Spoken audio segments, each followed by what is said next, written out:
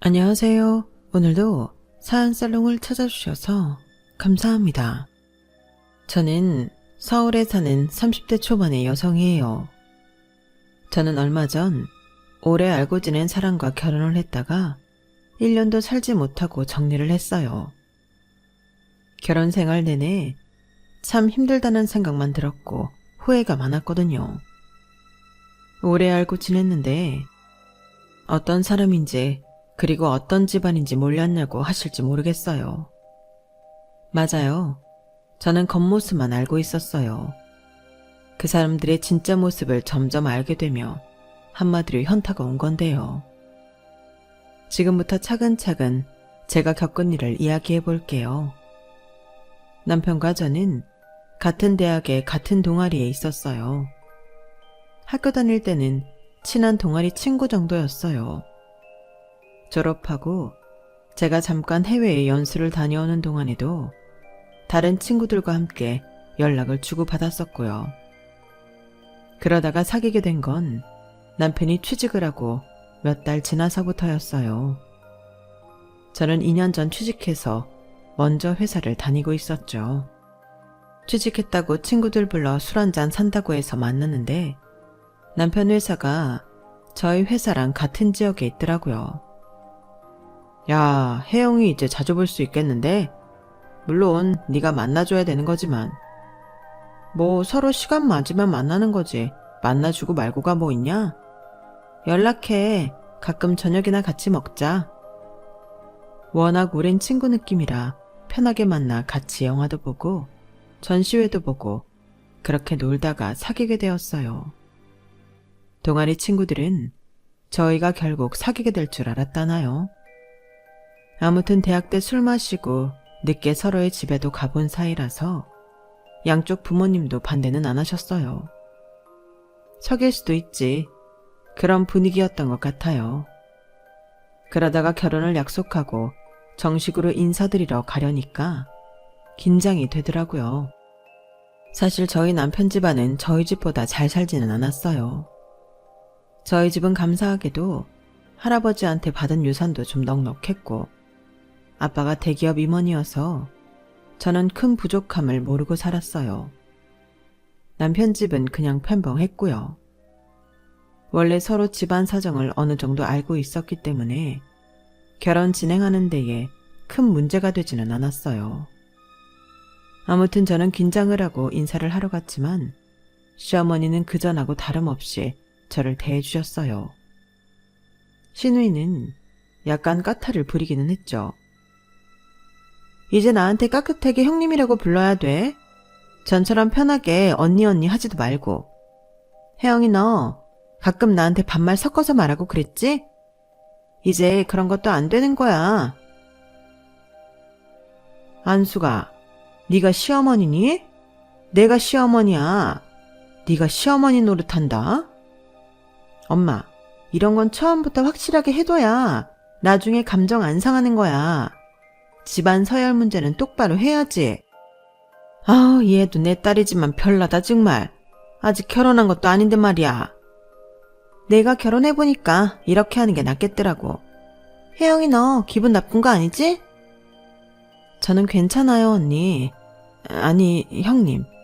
말씀대로 호칭이나 서열은 확실하게 해야 나중에 서로 기분 상하지 않는 거 맞는 것 같아요. 지금부터 형님이라고 부를게요. 우리 혜영이가 이렇게 이해심도 많고 대인배라니까. 누나랑은 좀 다르지? 하유, 벌써부터 우리 혜영이 이러면서 편드니?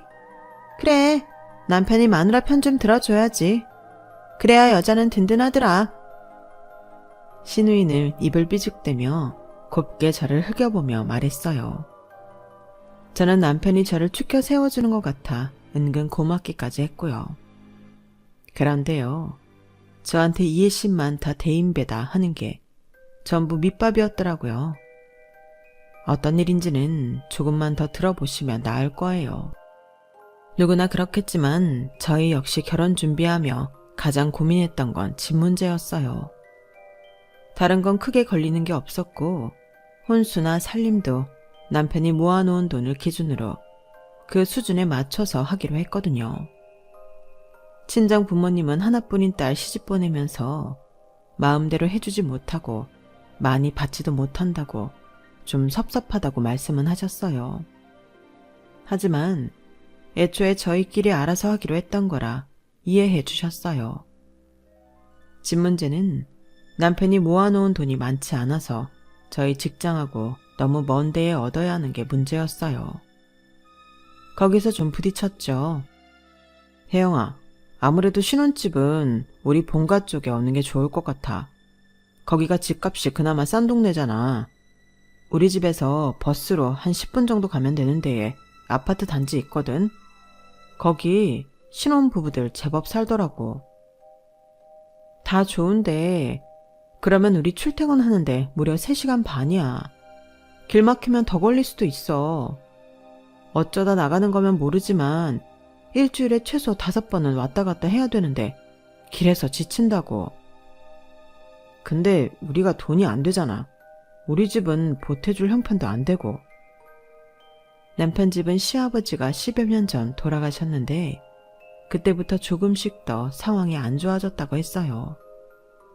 물론 시어머니 연금도 나오고 집이 있어서 궁한 건 아니었지만 여유가 있는 건 아니라는 거죠.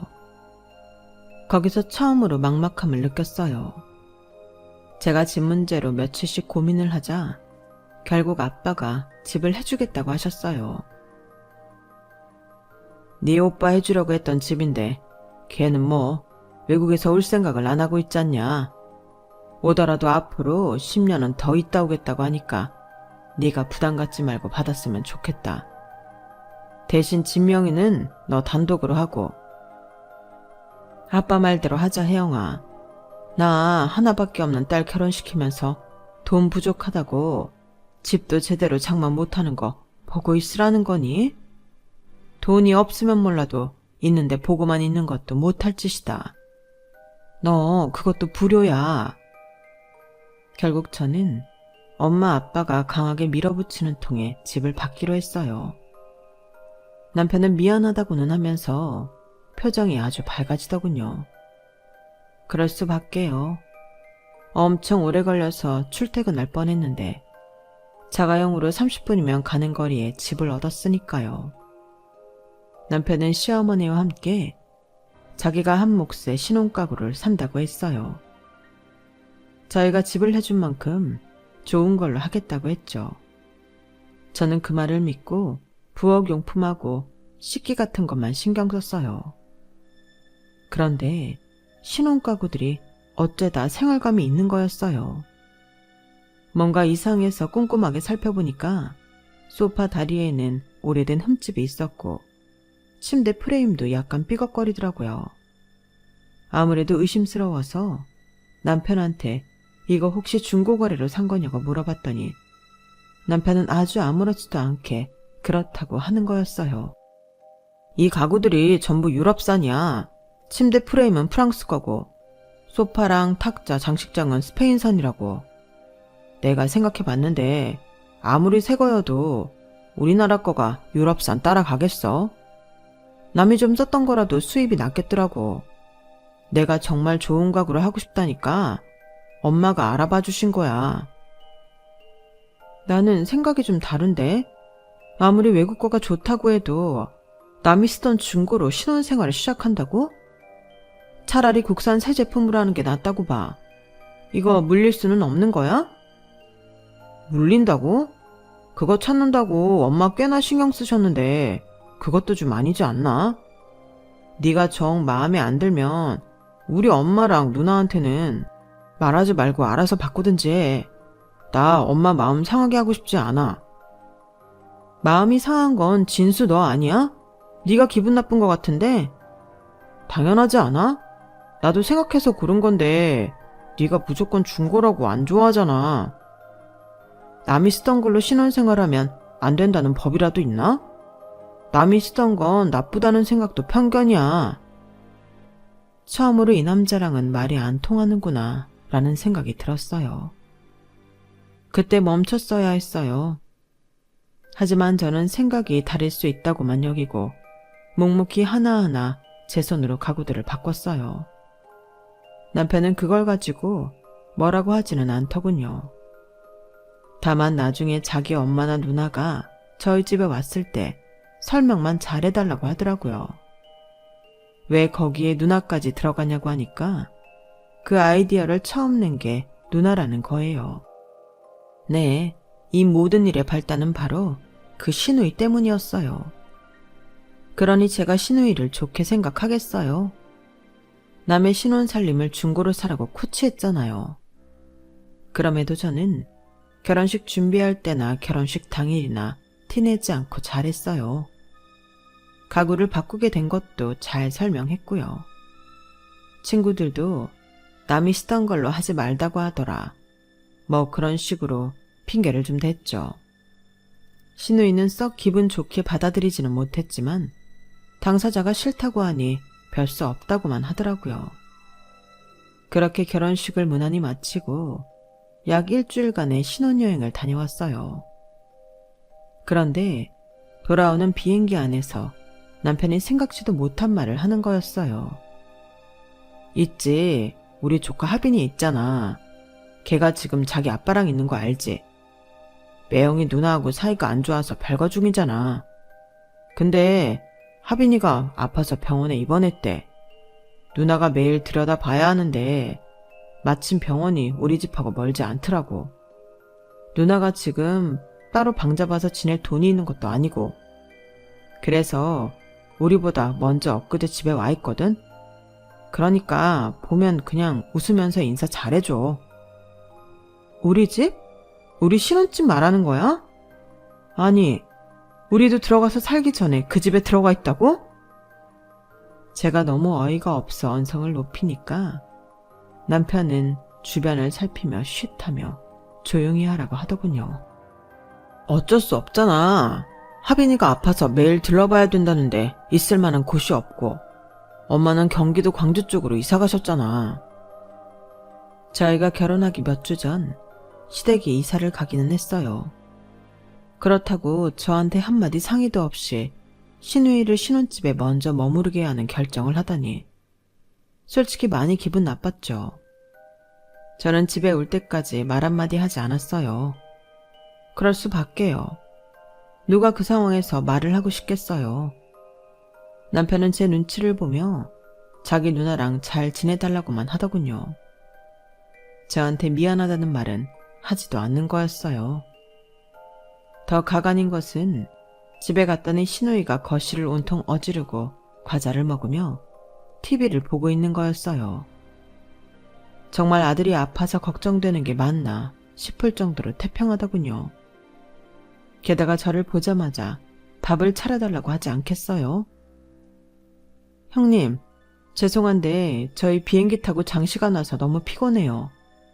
저는 밥 생각도 없고요. 형님이 진수랑 같이 배달시켜 드세요. 저는 그렇게 말하고 쌩하니 방으로 들어와 버렸어요. 그런데 저희 침대에서 잤는지 이불이니 베개니 제자리에 있는 게 하나도 없더라고요. 저는 너무 속상해서 바로 씻고 잠들어 버렸고 남편은 제 옆에 올 엄두가 나지 않았는지 소파에서 잤더라고요. 시누이는 그런 제가 못마땅한 것 같았지만 뭐라고 하지는 않았어요. 솔직히 자기가 뭐라고 할 입장은 아니었죠. 그런데 일주일이 지나도 보름이 지나도 시누이가 갈 생각을 안 하더라고요. 형님, 하빈이 아직도 병원에 있어요? 어디가 아픈 거예요? 많이 아픈 거면 저희도 병문안 가봐야죠. 그게 아니면 언제까지 이렇게 계실 건지 말씀해 주세요. 계속 저희랑 있을 수는 없잖아요. 어머, 올케 지금 나더러 나가라 이 소리야? 하빈이 들먹이면서 나 내쫓으려는 거? 내가 뭘 그렇게 불편하게 한다고 그래. 나 밥 안 차려준다고 뭐라고 하기를 했어. 내가 살림 못한다고 타박하기를 했어. 하는 말들이 하도 같잖아서 진짜 한마디 해야겠다 싶었는데 문자를 보더니 자기 나가야 된다며 바로 가버리더라고요. 저는 그것도 수상했어요. 잔뜩 꾸미고 나가는 게 절대 병원에 아들 보러 가는 사람 같지는 않았거든요. 시누이가 뭐라고 다니는지는 주말에 알게 됐어요. 근데 웬 모르는 사람이 찾아와서 신우이를 불러냈으니까요. 은선이 있어요? 근데 어머님은 안 보이시네요. 어머님이라면 저희 시어머니 말씀하시는 건가요? 아, 집에 와 있다던 동생네군요. 제가 무슨 말인지 몰라 어리둥절하는데 남편하고 신우이가 나왔어요. 남편은 얼른 그 남자에게 아는 척을 하며 인사를 했고 신우이는 그 남자하고 바로 나가버렸어요. 우리 신혼여행 갔을 때 어머니도 와 계신 거지? 진수 너도 저 남자랑 아는 것 같은데 다 모르게 대체 무슨 일들을 하고 있는 거야? 일들을 하고 있다니 그런 거 없어. 저 남자는 누나가 만나고 있다고 전에 소개해줘서 얼굴만 아는 거야. 그리고 엄마도 하빈이 병문안 간다고 하루 정도 와 계셨던 것 같아. 자세한 건 나도 몰라. 엄마가 자식 집에 올 수도 있는 거잖아. 너무 깊게 생각하지 마. 라며 남편은 더 이상 말을 하지 않으려고 하더라고요. 그러더니 친구랑 약속이 있다고 나가버렸어요. 이것저것 의심스러운 게 많아 그날 신우이가 들어온 후 와인과 치즈를 주면서 슬쩍 떠봤어요. 자기가 좋아하는 걸 차려주니 신이 난 신우이는 술술 다 풀더라고요. 내가 하빈이 아빠랑 찢어지고 얼마 안 돼서부터 만나는 남자인데 변호사다? 대단하지? 이혼 전문 변호사이고 선배랑 같이 하고 있는데 곧 확장 이전할 거래. 저는 얼굴도 본 적 없는 신우이 전 남편은 한의사라고 했는데 딱 봐도 직업 보고 사람 고르는 게 느껴지더군요.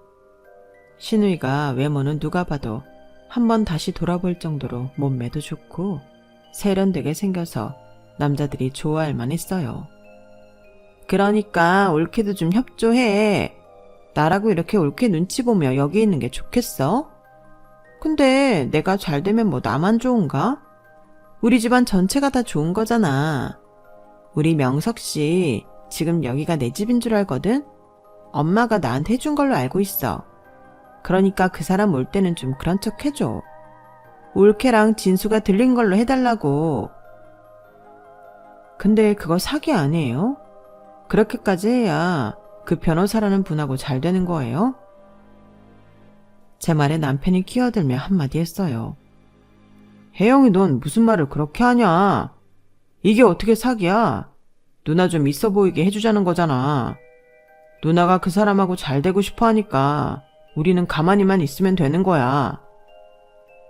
그러니까 그게 사기지 뭐. 두 사람하고는 말이 안 통하겠네요. 저는 그 남매를 피해 자리에서 일어났어요. 시어머니가 신혼여행 간 사이에 여기 와서 자기가 사준 집인 척 했으면 뻔하죠. 시어머니랑도 말이 통하지는 않을 것 같았고 저는 이런 상황이 너무 싫기만 했어요. 그래서 며칠 후 마음 먹고 신우이한테 통보를 했어요. 형님이 좋아하는 남자랑 잘 되는 거 저도 좋아요. 그런데 그건 형님 인생이고요. 저는 사실 제가 신혼 첫날부터 이렇게 시댁 식구하고 같이 살아야 된다고는 생각도 못 해봤어요. 여기는 엄연히 제 집이고요. 저는 남편하고 단둘이 오롯이 신혼생활 만끽하고 싶거든요. 저의 그런 바람이 욕심인가요? 다들 그렇게 하잖아요, 형님. 지금 저희 집에 2달 가까이 지내고 있어요.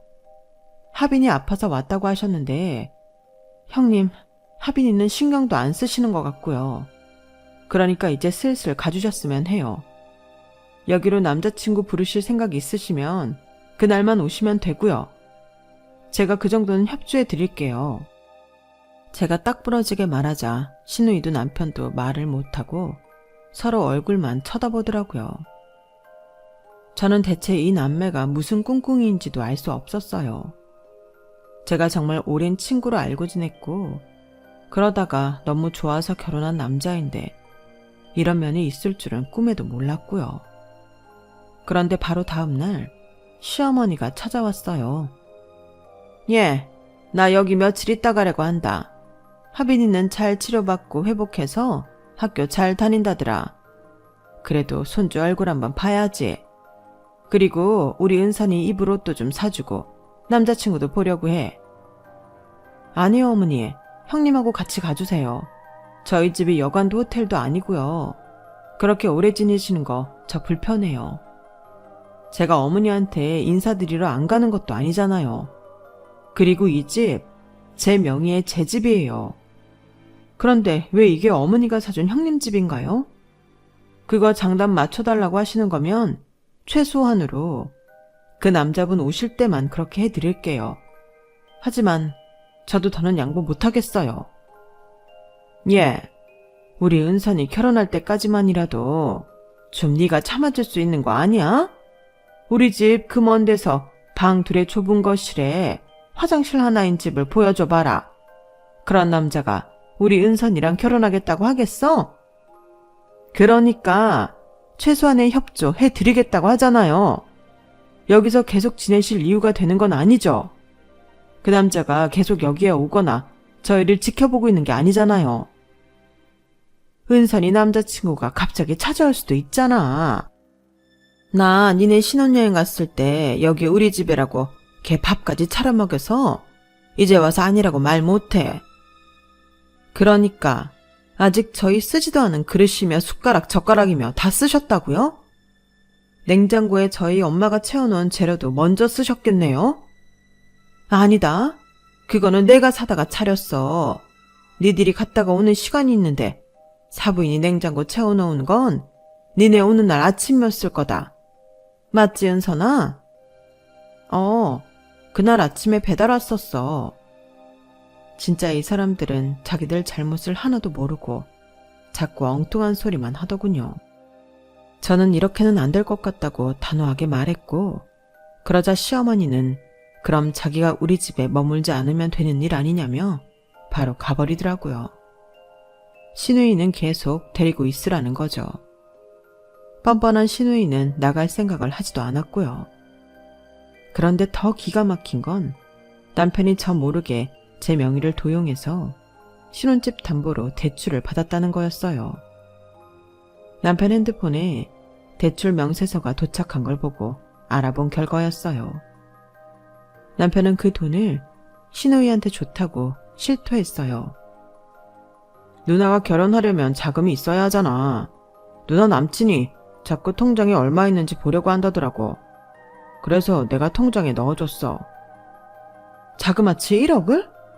그래서 그 남자가 형님하고 결혼한대? 시누이가 거실에서 저희 말을 들었는지 바로 방으로 들어오더군요. 울기 진짜 되게 떽떽거린다. 내가 잘 되는 게 그렇게 배 아파? 내가 돈 있는 거 보고 명석 씨가 결혼 생각해보자고 했어. 그럼 됐어? 그래, 혜영아. 일이 잘 되면 돈은 다시 우리가 돌려받을 거야. 대출 받은 거 내가 착실히 갚고 있으니까 걱정하지 마. 착실히? 그래서 너 돈 없다고 우리 생활비 통장에 돈 안 넣는 거였어? 그러면 착실히가 아니지. 나 믿고 일 저지른 거잖아. 어떻게 나한테는 한 번도 상의를 안 하고 이렇게 다 마음대로야? 엄연히 내 집인데 그걸로 대출 받는 것까지 날 속였잖아. 아, 진짜 지명이 되게 따지고 드네. 좋은 말도 한두 번이라고 했는데 옳게는 듣기 싫은 말을 꽤 여러 번 하는 재주가 있다. 사람들 정남이 떨어지게 하는데 일가견이 있나 보네. 나 결혼하고 나서 그딴 말 짓거린 거 후회나 하지 마. 내가 우리 진순이 챙겨도 옳게는 단 하나도 안 챙길 거니까. 제가 그러면 뭐 무서워할 줄 알았나 보죠. 무슨 시댁떡 바라면서 결혼한 것도 아닌데 지가 나를 어떻게 할 거라는 둥 고리타분한 협박을 하는 게 더 우스웠어요. 시누이 남친은 자기가 변호사니까 결혼하려면 집은 해와야 한다는 식으로 계속 말했나 보더라고요. 자기네 부모님이 그걸 원한다고요. 집 해줄 형편만 되면 다른 건 크게 따지지 않는다고 하니 시누이가 그 말에 눈이 뒤집어진 거였어요. 거기에 시어머니 그리고 남편까지 장단을 맞추고 있는 거였고 저는 본의 아니게 휘말려들어서 이런 피해를 보고 있는 중이었네요. 서울 강남하고 멀지 않은 데에 자기 아파트를 갖고 있고 돈도 있는 행세를 해서 일단 결혼부터 하고 보겠다는 속셈인 거였죠. 그런데 보니까 신우이가 그 돈 1억을 그대로 갖고 있는 게 아니라 2천만 원을 썼더라고요. 남친한테 선물을 해줬다나요? 저는 그 말에 완전 열이 받아서 다 당장 관두고 이 집에서도 나가라고 했어요. 그러자 신우이가 완전 발끈하더라고요. 올게 진짜 못됐다. 아주 나가라는 말이 입에 붙었구나. 무슨 가족이 이래? 명석 씨 나랑 결혼할 것 같아. 그러니까 올케가 싫어도 좀 참아야겠어. 그래 혜영아, 너 너무 야박하게 구는 것 같아. 우리 집에 왜 그래? 네가 좀 가진 게 많다고 이런 식으로 해야겠어? 누나 곧 결혼한다잖아. 결혼하겠다고 정확히 말했어? 그랬냐고. 생각해 본다고 했다잖아. 그 정도면 게임 끝이지. 남자는 자기가 좋아하지 않는 여자 안 만나. 그리고 2천만 원? 걱정하지 마. 결혼만 하면 명석이 형 돈으로 다 갚게 될 텐데 뭘 9월 가고 그렇게 파르르 떠냐. 그 순간 제가 사람을 잘못 봐도 단단히 잘못 봤구나 싶었어요. 남매가, 아니 시어머니까지 셋이 어찌나 똑같은지 황당하기 그지 없었어요. 저는 돈이 많고 적고가 사람을 이상하게 만든다고 생각하지 않아요. 돈이 많은 사람 중에도 이상한 사람이 좀 많아요. 제가 남편이 좋았던 건 소탈하고 상식적이고 평범했기 때문이었는데 지금 보는 그 사람은 전혀 아니었어요. 자기 욕심을 채우려고 거짓말도 서슴지 않고 없는 것도 있는 것처럼 뻥튀기 하는 인간이었네요. 게다가 남편은 하지 말아야 할 말까지 하고 말았어요. 있는 집 여자랑 결혼하면 좀 더 너그러울 줄 알았는데 그것도 아니네. 이 사람은 다 속내가 있어서 나랑 결혼하자고 한 거였구나. 그 생각이 드니 더는 안 참을 수가 없었어요.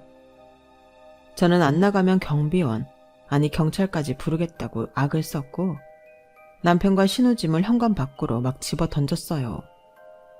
제가 난리를 치니 두 사람은 어쩔 수 없이 밖으로 나갔고요. 그런데 한 30분도 안 돼서 신우이가 현관 비밀번호를 열고 들어오는 거였어요. 내일 명석씨 올 것 같은데 갈 데도 없고 나는 여기 있을래. 진수는 친구네로 갔는데 너무 그러지 마. 나는 여기 있어야겠어. 우리 엄마 나 명석씨랑 결혼한 것만 바라고 나한테 새 차도 뽑아주셨어. 벤츠에서 제일 잘 나가는 걸로. 나 그거 명석씨 줬단 말이야. 그래서 나랑 결혼도 더 생각하는 것 같아. 우리가 왜 경기도 광주에서 더 외딴 곳까지 들어가는 대로 이사를 갔겠어? 엄마가 차 때문에 돈 빼느라 그런 거야. 저희 결혼할 때 친정에서 다 해주는 걸 보면서 입 싹 닫고 한마디 안 하더니 신우이 변호사 남편 얻어야 된다니까 집까지 빼서 돈 마련해 외제차 샀다는 거죠. 그런데 그날 시어머니는 저한테 전화를 해서 더 말 같지도 않은 소리만 했어요. 남편이 제가 대출받은 거며 신우이가 그 돈을 쓴 걸 다 알았다고 말했나 보더라고요. 그래서 자기 쫓겨났다고요.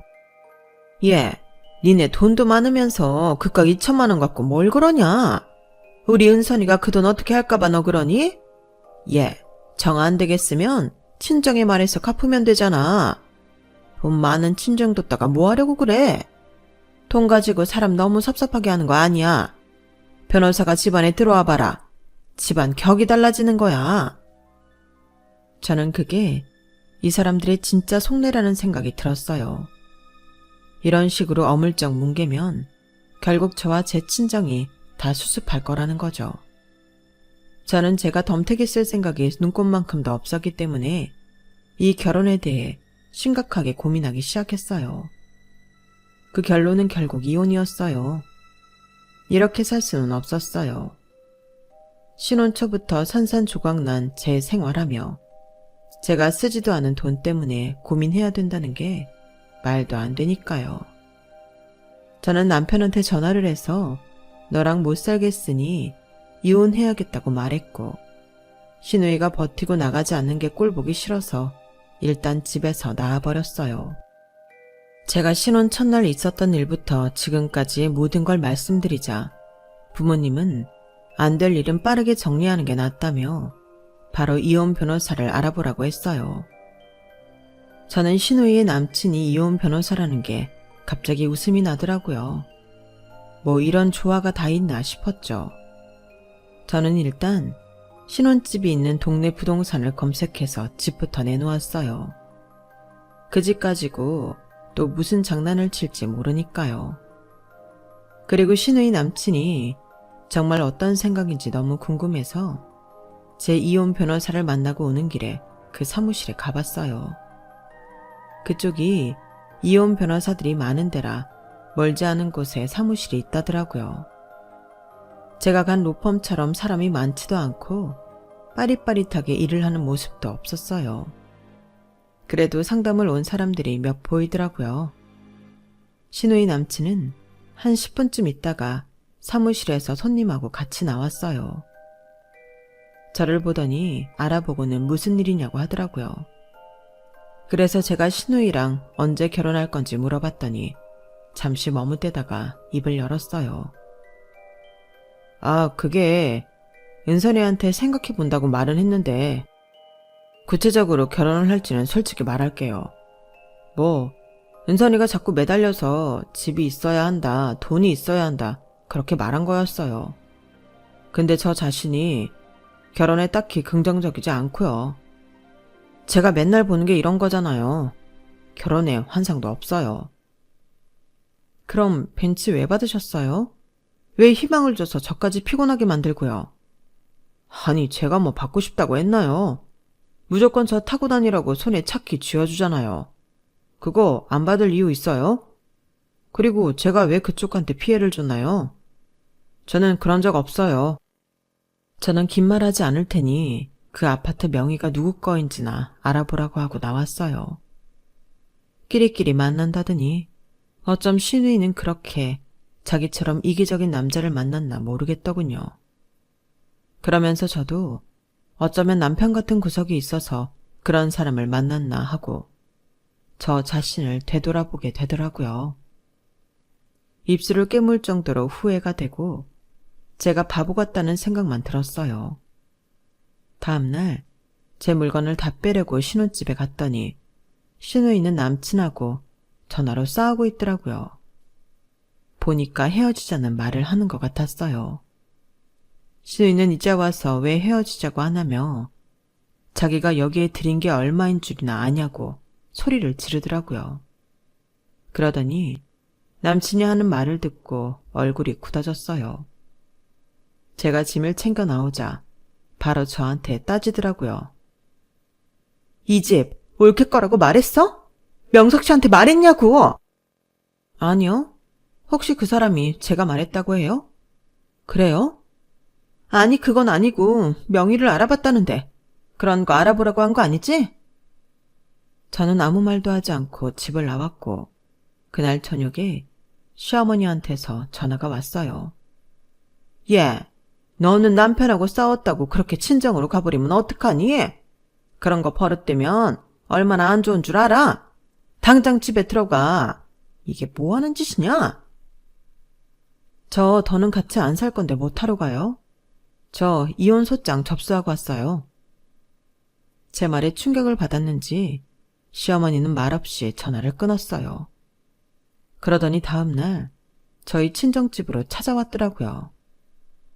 아니, 사돈분들도 그래요.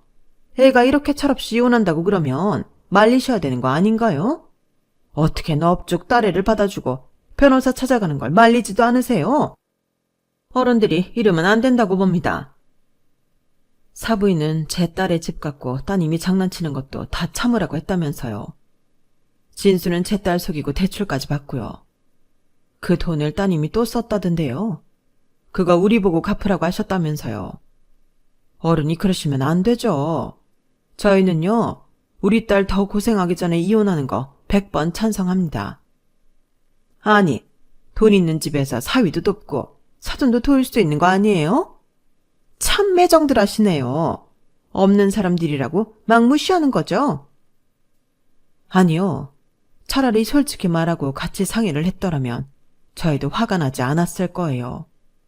그리고 어디서 돈을 저희는 거저 얻은 줄 아세요? 저희 선대가 열심히 노력해서 모아놓은 거고 저희 바깥 양반이 평생 열심히 일해서 쌓아둔 거예요. 그건 생각 안 하고 돈 있는 집 없는 집 구분하시는 건 너무 편견 같습니다. 저희는 그 돈, 우리 딸이 쓰지도 않은 돈 못 갚습니다.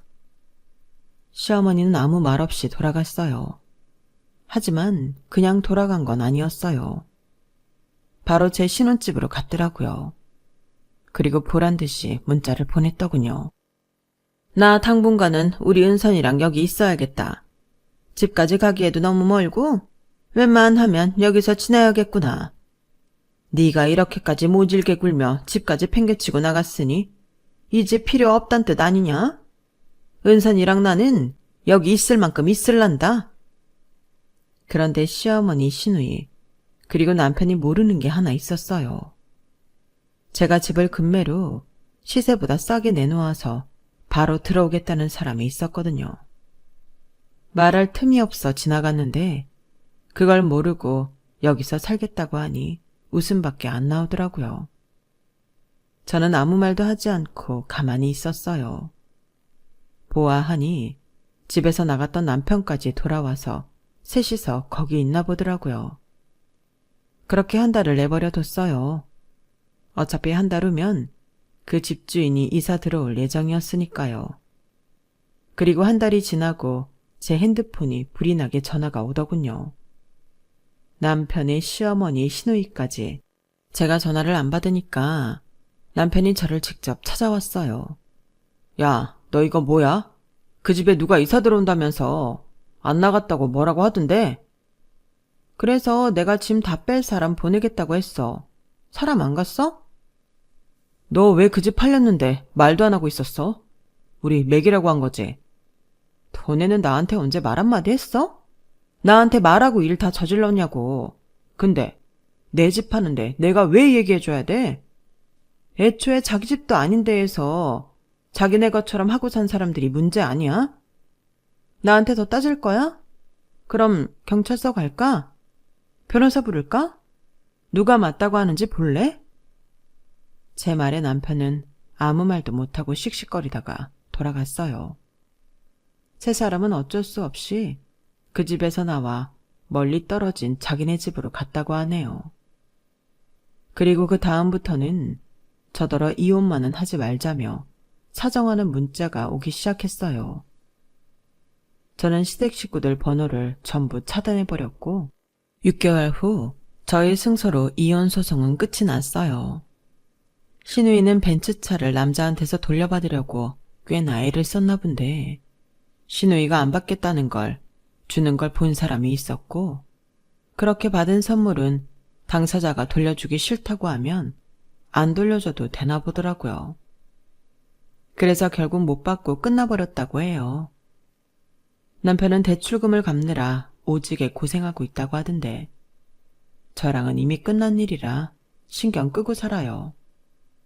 정말이지 다시는 결혼하고 싶지 않을 정도로 치가 떨리는 사람들이었어요. 여러분은 이런 사람들과 계속 살 수 있으실까요? 이제 겨우 마음을 진정시키고 있는 저에게 따뜻한 위로의 말씀 해주시면 좋겠네요. 그럼 끝까지 들어주신 분들 모두 감사드리고 매일 행복하시길 바랄게요. 여러분, 사연 댓글에 응원과 현명한 조언 부탁드려요. 좋아요와 구독은 저에게 큰 힘이 됩니다. 오늘도 좋은 일 가득하세요.